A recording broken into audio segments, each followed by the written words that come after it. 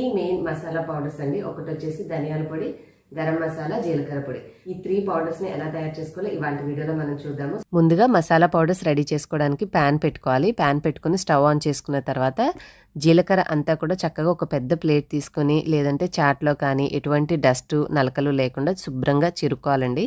ఒక్కొక్కసారి చిన్న చిన్న నలకలు మట్టిగడ్డలు ఉండే అవకాశం ఉంటుంది కాబట్టి ప్యాకెట్ నుంచి ఓపెన్ చేసుకున్న తర్వాత శుభ్రంగా మనం చిరిగేసి క్లీన్ చేసుకున్న తర్వాత మాత్రమే బాండీలోకి అనేది మనం తీసుకొని ఒక్క అర నిమిషం పాటు హై ఫ్లేమ్లో ఉంచుకొని మనకి గిన్నె వేడెక్కిన తర్వాత సిమ్లో పెట్టుకొని నిదానంగా 3 నుంచి 5 నిమిషాల పాటు ఫ్రై చేసుకుంటే చిటపట్లాడుతూ మంచి అరోమా వస్తూ ఉంటుంది.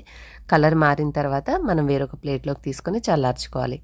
తర్వాత అదే బాండీలోకి మనం ధనియాలను కూడా తీసుకోవాలి. ధనియాలు కూడా ఇందాక జీలకర్ర లాగానే చక్కగా చెరిగి శుభ్రం చేసుకున్న తర్వాత మాత్రమే ఇది కూడా మనం నిదానంగా కలర్ మారి మంచి సువాసన వచ్చేంత వరకు చిటపట్లాడే వరకు ఫ్రై చేసి పక్కన పెట్టుకోవాలి. చివరిగా చెక్క, లవంగ, యాలకులు సమభాగాలుగా తీసుకొని లైట్గా ఒక 2 నిమిషాల పాటు సిమ్లో పెట్టుకొని ఫ్రై చేసుకుంటే మనకి మంచి అరోమా వస్తూ ఉంటుందండి. అసలు ఇల్లంతా కూడా ఘుమఘుమలాడిపోతూ ఉంటుంది. వాటిని కూడా పూర్తిగా చల్లారిన తర్వాత ఈ విధంగా మిక్సీ పట్టుకుంటే మనకి ఇన్స్టెంట్గా గరం మసాలా అనేది రెడీ అయిపోతుంది. ఇప్పుడు ఇందాక మనం ఆల్రెడీ జీలకర్ర, ధనియాలు 2 కూడా సపరేట్గా చల్లార్చుకున్నాము కాబట్టి ఇప్పుడు వాటిని కూడా గ్రైండ్ చేసుకుందాం. ఇప్పుడు గరం మసాలా కూడా తీసేసి వేరొక ప్లేట్లోకి పెట్టుకున్న తర్వాత ఇప్పుడు దీంట్లోకి ధనియాలు తీసుకుని గ్రైండ్ చేసుకుందాం.